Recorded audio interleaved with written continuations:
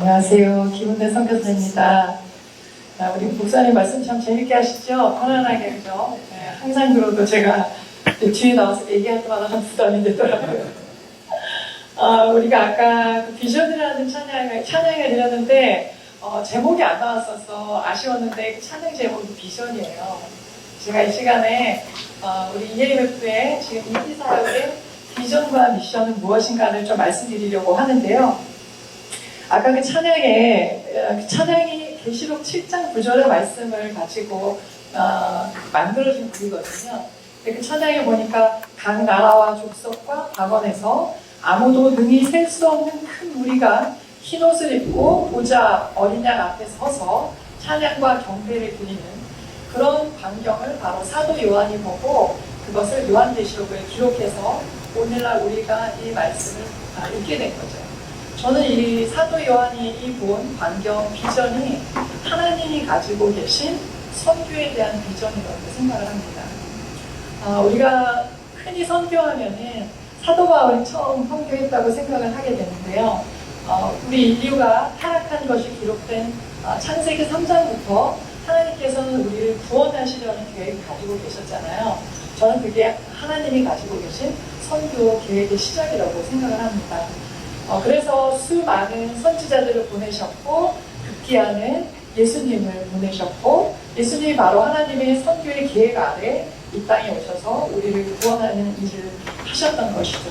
또 거기에다가 그것으로 끝나지 않고 우리에게 성령을 보내주시겠다고 약속하셔서 우리가 그 일을 할 수 있도록 해주셨습니다. 그래서 이런 말씀이 우리가 이제 알게 된 것은 바로 하나님께서 그 선교를 하시는데 본인이 혼자 하시는 게 아니라 우리랑 같이 하고 싶어 하신다는 것이죠. 그래서 하나님이 가지고 계신 우리가 아까 드렸던 그 찬양과 같은 비전이 우리의 비전이 되면 좋겠다 생각을 했어요. 그래서 그 비전을 우리 EMF에 맞게 저희가 제시하는 것입니다. 지금 우리 목사님 말씀 많이 해주셨는데 바로 New Wave of 탄자니아 미션, 이것이 저희의 비전입니다. 다음 한번 볼게요. 네, 여기에는 이게 탄자니아 선교의 새로운 물결이다 이런데 New Wave라는 것이 두 단어로 되어 있잖아요. New와 Wave라는 단어가 있는데 제가 잠깐만 우리가 어떤 의미로 이 단어를 사용하고 있는지 말씀드려 볼게요. New라는 것은 지금까지 선교는 특히 아프리카 사람들에게는요, 웨스턴에서 서양 사람들이 그들에게 가서 복음을 전하는 것이었어요. 근데 저희들은 이제 워싱턴에서부터 우리가 탄자니아로 갔단 말이죠. 그러면 이제 탄자니아에서 새로운 선교사님들이 훈련을 받고 다른 나라로 탄자니아에서부터 이제 새로운 선교의 물결이 움직이기를 원하는 마음에서 New라는 단어를 사용했습니다. 그래서 이제는 탄자니아에서 다른 대륙까지도 선교가 될 수 있기를 바라는 것을 소망하는 마음을 담았습니다. 다음에 New Wave라는 단어가 있잖아요. Wave는 파동이잖아요. 우리가 이렇게 연못에다가 돌을 하나 탁 던지면 물결이 생기죠. 그죠? 파동이 생기잖아요. 근데 그 파동이 언제 끝나는지 아세요? 그 파동은 그 연못의 가장자리에 닿을 때 그 파동이 끝나요. 그러고도 잠시 시간이 지나거든요. 우리가 선교하면은 사도행전 1장 8절 말씀을 늘 떠올리는데요. 거기에 보면 예루살렘과 유대와 사마리아 땅 끝까지 가라라고 하는 것이 사실은 물결처럼 그 선교의 영역이 확장되는 것을 볼 수 있는데 저희가 그 마음을 담았어요. 워싱턴에서 탄자니아로 갑니다. 탄자니아에서 이제 그 이웃 나라로 부룬디, 말라위, 잠비아까지 선교사님들이 가는데 더 앞으로 이것이 우리 눈에 보이는 것처럼 더 많은 대륙으로 가게 되기를 바라는 것을 소망하는 것을 담아 보았습니다. 기독교는 사실 그 구원의 생명은 예수님께 있잖아요. 그렇죠? 그런데 기독교의 생명은 복음을 전하는 것에 있다고 생각이 들어요. 전도와 선교의 기독교의 생명이 있다고 생각을 합니다. 기독교가 복음을 전하지 않으면 이 물결이 움직이던 것이 멈추면 기독교는 생명을 잃은 것이죠. 그래서 이 무브먼트는 계속해서 움직여야만 생명력이 있는 것이고, 그래서 우리가 그 일에 우리만 하는 게 아니라 탄자니아에 있는 그리스도인들도 같이 했으면 좋겠다 하는 마음으로 저희가 담아봤습니다. 다음에 저희가 이제 미션을 설명을 드릴 텐데요. 선교를 하는 데는 전략이 필요하고 그 전략을 세울 때는 네 가지를 고려해야 된다고 그럽니다. 그게 바로 바른 사역을 가지고 바른 장소에서 바른 시간에 바른 방법으로 해야 하나님이 우리를 사용하실 때 사용하시는 전략을 우리가 그대로 성공적으로 할 수 있다는 뜻이죠. 사실 그런데 우리 선교사님들이 다 하나님의 그 전략을 다 알아서 우리가 다 할 수 있으면 얼마나 좋겠어요. 그런데 시간이 지나고 나서야 그걸 좀 깨닫더라고요. 탄가라는 지역이 일기사역의 탄가라고 하는 지역은요, 이슬람이 90%가 넘는 지역이에요. 조금만 비포장도로 시골로 들어가면 99%가 다 회교도인 지역입니다. 거꾸로 그러면 10%가 크리스찬이냐? 그렇지 않습니다. 거기는 미신도 많고 10%가 전혀 안 되는, 반도 안 되는 사람들이 크리스찬이죠. 근데 그곳은 하나님께서 일기사역의 전략지로 삼으셨는데 바로 그 이유는 그곳이 탄가라고 하는 지역이 탄자니아 이슬람의 관문이기 때문에 그래요. 이슬람 사람들이요, 그 사람들도 얼마나 열심히 선교하는지 몰라요. 거기에 신학교가 4개가 있고 700명의 그 이슬람 교도들이 말하자면 목회자들이 배출이 되는 거거든요.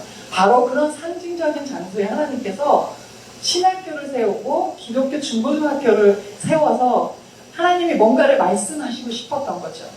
이곳은 하나님의 생명력이 구원의 역사가 일어나야 할 장소라고 선포하셨던 게 아닌가 저희는 생각을 해봅니다. 근데 그 장소를 우리 남편이 우리 박유서 선교사님께서 가끔 간증하실 때 본인이 3가지 기도 제목을 내놓았다고 그래요.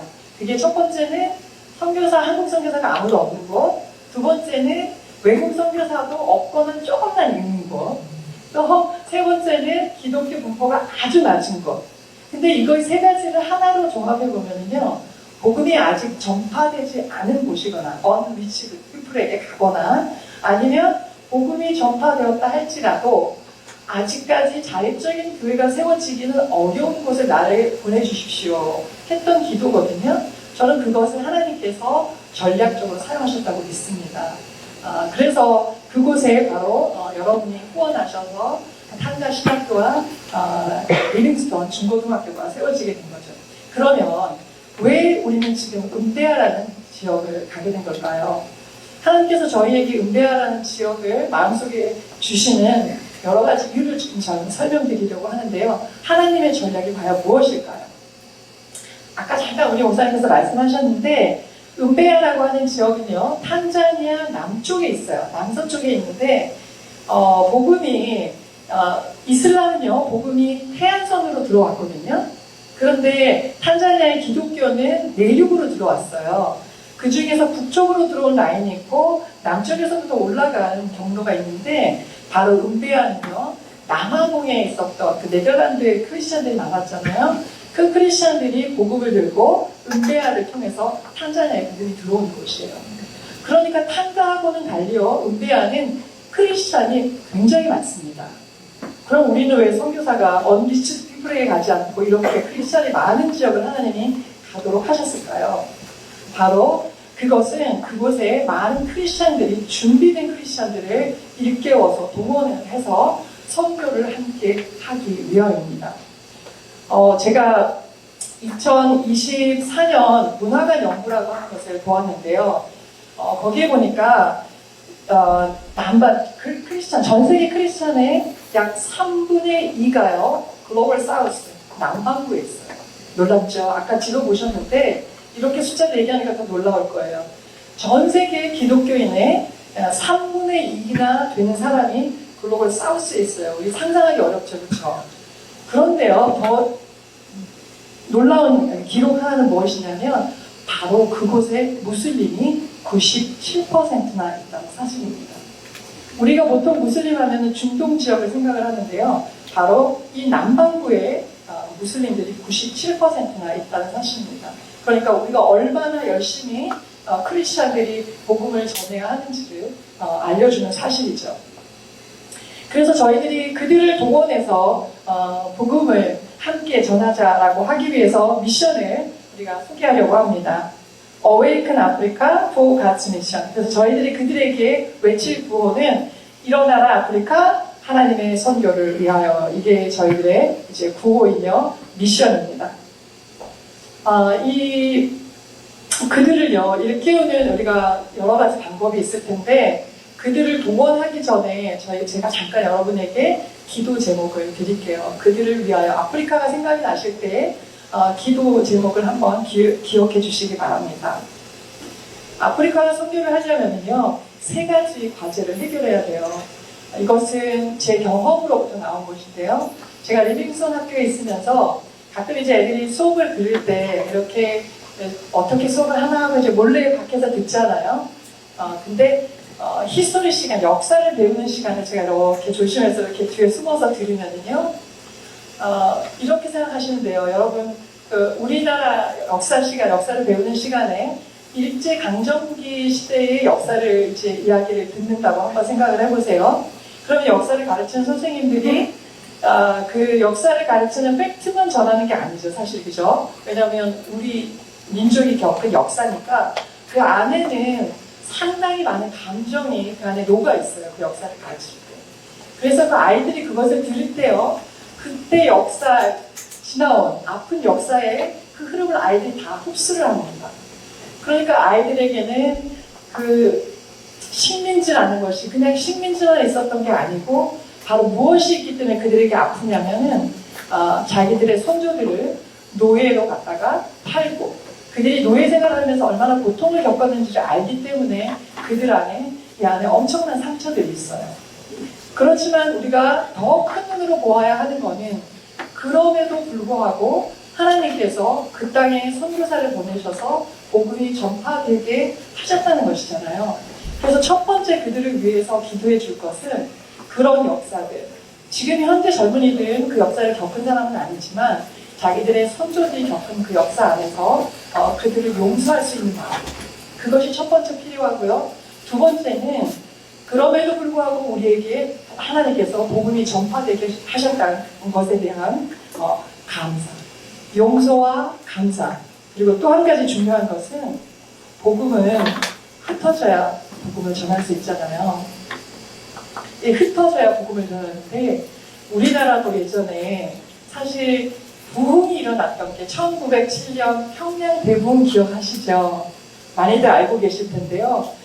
평양에서 대부흥이 일어났을 때 하나님께서 원하셨던 것은 무엇일까요? 그 부흥이 남쪽으로 내려가기를 바라셨을 거예요. 네, 그런데 그 당시에 복음을 전하는 일이 있었지만 그렇지만 많은 사람들이 헌신해서 남쪽으로 내려가지 못했어요. 내려가지 않았던 거죠. 그래서 그 결과로 제가 이 하는 말이 맞다는 얘기는 아니에요. 그러나 제가 그냥 묵상해 보니 그런 게 아닌가라는 거죠.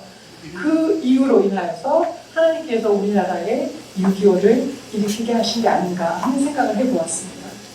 6.25가 일어났으니까 어떻게 됐을까요? 많은 크리스찬들과 공산주의 사상은 대치되는 사상이 대치되는 것들이 너무 많기 때문에 크리스찬들이 대거 남으로 내려오게 됐죠. 그러면서 남쪽에는 교회들이 급성장하게 되었습니다. 그러면서 대한민국은 복음을 전하는 선교사를 파송하는 선교하는 나라로 서게 되었던 거죠. 그래서 저는 이런 것을 생각할 때 지금 탄자니아가 크리스찬의 비율이 몇 퍼센트냐면요 65%가 크리스찬입니다. 대단하죠. 그런데 그 65%에 물론 천주교가 가장 반 이상이고요. 그 다음에 루터란, 그 다음에 앵글리칸이 순서가 되어 있고 그 다음 프로테스탄트는 훨씬 더 반이 안 되는 15% 정도. 어찌되었든 예수님을 아는 사람이 이렇게 많다는 것은 이제 그들이 우리 자기들 안에서만 우리 교회만 커지는 것에 만족하지 않고 이제 복음을 전하는 사람들이 되어야 한다는 뜻이기도 합니다. 바로 이런 여러 가지 증거들이 이제 그들이 일어나야 할 때라는 것을 이야기해 주고 있는 것이죠. 그러면 저희들이 이들을 동원하기 위해서 어떤 방법을 사용할 것인가를 잠깐 말씀을 드릴게요. 자, 접근 방법은 두 가지인데요. 하나는 우리가 여러분 많이 상상하실 수 있을 거예요. 우리 TCBC를 졸업한 졸업생들이 약 400명이 되거든요. 네, 그들이 지금 이번 8월에 알룸나이 모임이 있어요. 그래서 이번 8월에 저희가 선교 세미나를 시작을 할 겁니다. 그러고 나서 목회자들을 중심으로 해서 선교적 교회를 세우는 데 주력을 할 거예요. 이것이 일어나는 데에는 선교적 세계관이 생겨야만 이것이 가능합니다. 그래서 여러분이 기도하실 때 이런 일이 일어나도록 선교적 세계관이 탄자니아에 있는 교회들마다 심어질 수 있도록 기도해 주시면 좋을 것 같습니다. 네, 그리고 두 번째 접근 방법은 평신도들을 우리가 함께 만나서 그들을 동원하려고 하는데요. 음베아라는 지역은 대학이 아주 많아요. 생각보다 탄나에는 대학이 별로 없었는데 음베아는 대학이 아주 많고 또 탄자니아의 정부에서 운영하는 대학들이 지방 캠퍼스가 음베아에 많이 들어와 있어요. 그래서 저희들이 한국에 예전에 선교사님들이 한국에 들어올 때요. 젊은 많은 분들이 오셨어요. 한국에 얼마나 많은 선교사님들이 오셨는지 혹시 아세요? 정확한 기록은 없지만 5천 명이 넘는 선교사님이 오셨다고요. 어떤 기록은 약 6천 명이라고까지 얘기하더라고요. 그렇게 많은 선교사님들이 오셔서 우리나라가 이렇게 변화하는데 또 선교하는 나라가 되는데 많이 도움을 주셨는데요. 그때 1884년부터 1910년까지 20대에서 30대 되는 선교사님들이 굉장히 많이 들어오셨어요. 그때 미국 땅에, 특별히 미국 땅에 그런 선교 부흥이 일어났기 때문에 그분들이 대학을 졸업하자마자 선교지로 가게 된 거죠. 저희들이 바로 이 점을 생각을 해서 음베아 지역을 하나님께서 저희들에게 주신 이유가 여기에 있다고도 생각을 하게 되었습니다. 그래서 음베아에 많은 크리스찬 이름이 뭐죠? 모라비안이 세운 대학교가 있어요. 예, 모라비안이 세운 대학교가 있는데 놀라운 것은요. 이 모라비안이 전 세계적으로 지금 약화되고 있거든요. 그런데 선교를 굉장히 많이 한 교단이잖아요. 그런데요. 전 세계에서 모라비안 교도가 제일 많은 곳이 탄자니아예요. 그만큼 서방에서는 모라비안 교세가 약해졌지만 지금 탄자니아에서는 모라비안들이 많다는 뜻이거든요. 그럼 저희들이 그들에게 가서 그들이 빚진 것을 갚을 수 있는 기회를 함께 나눌 수 있지 않을까 한번 생각을 해보았습니다. 네, 저희들이 이것이 이제 생각하고 있는 방법이고요.